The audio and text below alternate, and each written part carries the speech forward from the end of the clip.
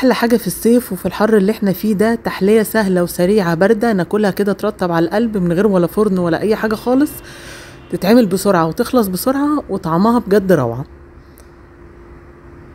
شايفين شكلها روعه من غير ولا كيكه ولا فرن ولا اي حاجه هتتعبكم خالص. بصوا، هنسمي الله ونجيب معانا كيلو من اللبن او الحليب، وهحط عليه 4 معالق كبار من بودرة الكاسترد، دي بتتباع في كل مكان، ومعلقتين كبار من النشا. يبقى كده 4 معالق كاستر ومعلقتين كبار نشا ونص كوبايه سكر. هناخد الكلام ده كله ندوبه على البارد، لان زي ما انتوا عارفين النشا لو اتحطت على النار من غير ما تدوب هتكتل وهتكلكع، وانت اي حاجه ما دوبتيهاش كويس هتكلكع معاكي. وجبت بعد كده بسكوت، اي بسكوت تفضلوه، ده بسكوت بالزبده، وسقيته كده في اللبن وحطيته كده في البايركس. البسكوت اللي انا وريته لكم ده، الصينيه دي خدت مني باكو ونص، يعني واحد من ده ونص واحد كمان.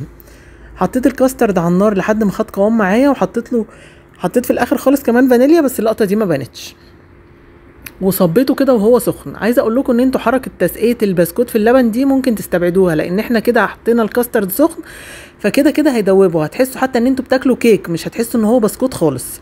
يعني ممكن خطوه تسقيه اللبن دي تستبعديها. وجبت 3 كوبايات ميه مغليين، وحطيت عليهم 2 جيلي فراوله او اي نوع تفضلوه، وكوبايه ميه بارده.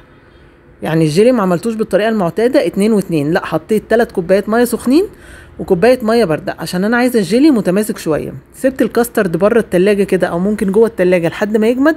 ما ينفعش تحطي طبقه الجيلي دي والكاسترد لسه سايح كده، هتلاقي كده الطبقات دخلت في بعضها. مهم قوي تسيبي الكاسترد على الرخامه لحد ما تحطي صباعك كده تحسي عمل زي طبقه او قشره، او تسقعيه في التلاجة وبعدين تحطي طبقه الجيلي. وسقعتها لحد ما بردت معايا كده، وبجد شكلها كان روعه وطعمها تحفه. بصي، ما خدتش وقت خالص، هي طبقه بسكوت، طبقه الكاسترد، طبقه الجيلي. لو جايلك ضيوف كمان حلوه قوي. لايك وشير لو عجبكم الفيديو.